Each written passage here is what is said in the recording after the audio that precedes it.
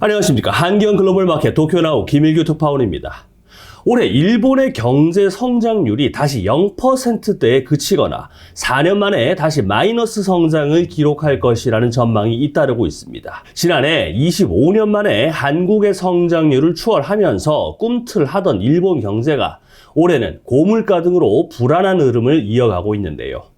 경제가 부진한 가운데 신종, 강도 등 생계형 범죄도 잇따르고 있습니다. 일본의 안전 신화가 무너지기 시작했다는 진단까지 나오는 상황입니다. 일본 내각부는 올해 3분기 실질 국내 총생산이 전분기 대비 0.3% 증가했다고 지난 9일 발표했습니다. 지난달 내놓은 속보치보다 증가율이 0.1%포인트 올랐는데요. 일본의 실질 GDP 증가율은 1분기 마이너스 0.6%였으나 2분기 0.5%를 기록한 뒤 3분기까지 2개 분기 연속 0%대 성장률을 기록했습니다. 문제는 내수입니다. GDP의 절반 이상을 차지하는 개인 소비는 0.7% 늘었지만 속보치 대비 0.2%포인트 하향 조정했습니다. 일본 경제는 지난해 1.9% 성장하며 한국을 25년 만에 넘었지만 올해는 비관적 전망이 잇따르고 있습니다. 경제협력개발기구는 지난 4일 경제전망 보고서에서 올해 일본 경제 성장률을 마이너스 0.3%로 예측했는데요. 일본이 올해 마이너스 성장을 하면 2020년 이후 4년 만입니다. 나가하마 도시히로 다이치 세이메이 경제연구소 수석 이코노미스트는 올해 플러스 성장을 하려면 4분기 실질 GDP가 전년 대비 1.3%가량 증가해야 한다며 상당히 높은 허들이 될 것이라고 관측했습니다. 시라이 사유리 게이오대 교수는 내수는 상당히 약한 상태가 계속되고 있다며 임금을 인상하고 기업 이익을 높이려면 기술 혁신으로 이어지는 투자가 필수라고 지적했습니다. 일본 경제는 명목 국내 총생산을 기준으로 작년에 독일에 역전당해 미국, 중국, 독일에 이어 세계 4위로 떨어졌는데요. 내년엔 인도에도 추월당해 5위로 내려앉을 전망입니다. 엔화 약세에 따라 달러화 환산 일본 GDP가 줄어들면서 종전 예측보다 역전 시기가 1년 앞당겨졌습니다. 일본은 이미 지난해 1인당 국민소득에서 한국에 처음으로 추월당했는데요. 지난해 한국의 1인당 GNI는 36,194달러, 일본은 35,793달러였습니다. 한국보다 401달러 적었죠. 한국의 1인당 국민소득이 크게 증가한 가운데 일본의 엔저 현상이 겹치면서 달러화 기준으로 두 나라 1인당 국민소득이 처음으로 역전된 것입니다. 올해 일본 경제는 고물가에 따른 악영향도 겪고 있습니다. 식품 가격이 급등하며 생계비 중 음식비가 차지하는 비율인 엔겔 계수가 42년 만에 최고치를 기록했는데요. 올해 7월부터 9월까지 2인 이상 가구 엔겔 계수는 28%까지 오르며 1982년 이후 가장 높았습니다. 일본 엔겔 계수는 가계소득이 증가하면서 2000년대까지 하락세를 보였으나 2010년대부터 오르고 있습니다. 올해 연소득 1000만에서 1250만 엔인 가구는 엔겔 계수가 25% 수준이었지만 연소득 200만 엔 미만인 가구는 33% 수준에 달했습니다. 식비 상승이 저소득 가구에 더 큰 영향을 미친 것이죠. 총무성 담당자는 채소나 과일, 육류 구매를 자제하는 움직임마저 일어나고 있다고 말했습니다. 일본의 소비자 물가는 우크라이나 전쟁이 시작된 이후 엔화 약세와 맞물려 크게 뛰었습니다. 일본 정부의 임금 인상 유도 정책에도 불구하고 물가 변동을 고려한 근로자 실질임금은 장기간 하락 추세인데요. 실질임금은 2022년 4월 이후 올해 5월까지 26개월 연속 감소세를 보이다가 지난 6월과 7월 여름 보너스 증액 등에 힘입어 증가했으나 8월부터 다시 마이너스로 돌아섰습니다. 이런 가운데 최저임금이 급격히 올라 일자리가 감소하는 최저임금의 역설까지 나타났습니다. 데이터 분석 업체 나우캐스트가 집계한 지난 10월 마지막 주 민간 파트타임 구인 지수는 전년 동기 대비 0.3% 하락했는데요. 이 지수가 전년 같은 기간보다 마이너스를 기록한 것은 3년 6개월 만입니다. 일손 부족에도 최저시급이 크게 올라 채용을 포기하는 움직임이 확산했다는 분석이 나오는데요. 일본의 최저시급은 매년 10월부터 1년간 적용되는데 종전 1,004엔에서 지난 10월 1,055엔으로 높아졌습니다. 인상폭은 51엔으로 역대 최대였습니다.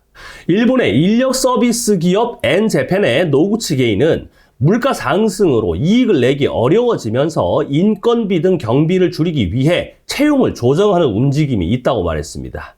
구인 지수를 업종별로 보면 도소매업이 10.3% 급락했습니다. 일본 정부는 임금과 물가의 선순환을 통해 디플레이션 탈출을 목표로 하고 있는데요. 2020년대 중반까지 최저시급을 1,500엔까지 높이겠다는 방침입니다. 일본 최대 노동조합 조직인 렌고는 내년 봄철 임금 협상에서 5% 이상 인상을 요구하기로 했습니다. 일본 정부도 국민소득을 끌어올리기 위해 안간힘입니다. 근로소득자 실수령액을 늘리기 위해 소득세 면세 기준을 인상할 방침인데요. 집권 자민당과 연립 여당인 공명당, 제3야당인 국민민주당은 근로소득세 면세 기준을 올리는 이른바 103만 엔의 벽 개선 문제와 관련해 연소득 기준을 178만 엔을 목표로 내년부터 인상하기로 합의했습니다. 103만 엔의 벽은 연소득이 103만 엔을 넘으면 소득세가 부과되는 것을 뜻하는데요. 앞으로는 연봉 178만 엔까지 소득세를 물리지 않겠다는 것이죠. 경제가 부진한 가운데 사회 문제도 눈에 띄게 늘고 있습니다. 최근 일본 사회에서는 돈이 필요한 젊은이를 아르바이트 구하듯 SNS로 모집해 범죄에 동원하는 야미바이토 활용 신종 범죄가 주목받고 있는데요. 야미바이토는 일본어로 어둠을 뜻하는 야미와 아르바이트를 의미하는 바이토를 조합한 신조어입니다. 모집에 응하면 텔레그램 등을 통해 지시받아 가택 침입 등 단계별로 역할을 수행하고 보수를 받는 것이죠. 일본 한자능력검정협회는 올해 일본에서 벌어진 일들을 상징하는 한자로 금을 선정했는데요. 금은 파리올림픽에 참가한 일본 선수들의 금메달과 미국 메이저리그 사상 처음으로 50홈런 50도루라는 금자탑을 쌓은 오타니 쇼헤이의 활약상을 반영했습니다. 아울러 집권 자민당의 비자금 스캔들과 야미바이토 사건도 금이 올해 한자로 선정된 데 영향을 미쳤습니다. 일본 경찰청은 올해부터 야미바이토 범죄 현황을 별도로 집계하기 시작했는데요. 집계에 따르면 지난 4월부터 10월까지 야미바이토 모집에 응해 강도 사건에 관여했다가 붙잡힌 인원이 34명에 달았습니다. 사기는 492명, 절도는 126명 등이었고요.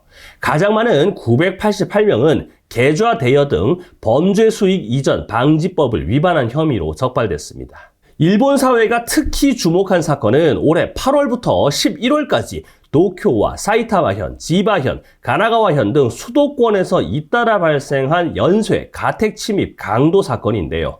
범인의 상당수는 곤궁한 생활이나 빚 때문에 야미바이토에 응한 것으로 경찰에 진술했습니다. 야미바이토 확산에 따라 치안에 대한 국민적 불안이 커지면서 방범용품 시장 또한 급격히 성장하고 있습니다. 후지경제 보고서에 따르면 일본의 시큐리티 관련 시장 전체 규모는 2022년 1조 182억 엔으로 처음으로 1조 엔을 넘은 데 이어 올해 1조 679억 엔, 2026년엔 1조 1125억 엔으로 성장할 것으로 전망됩니다.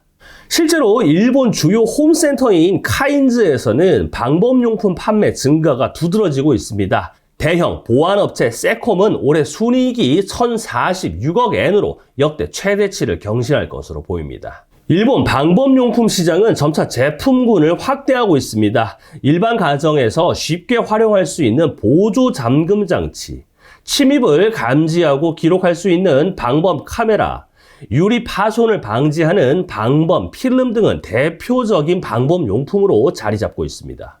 일본 경찰청은 야미바이토에 대응해 처음으로 위장수사 도입까지 검토하고 있는데요. 경찰은 야미바이토를 활용하는 범죄 조직에 접근하기 위해 가공의 신분증을 만들어 제시하는 수사 방법 도입을 추진할 방침입니다. 집권 자민당도 SNS를 활용한 강도 사건과 관련해 위장수사가 필요하다고 제안했는데요. 일본에서 신분증 위조는 위법이지만 형법은 정당한 업무라면 벌하지 않는다고 규정하고 있습니다. 경찰은 현행법 범위 안에서 도입이 가능하다고 판단하고 있습니다.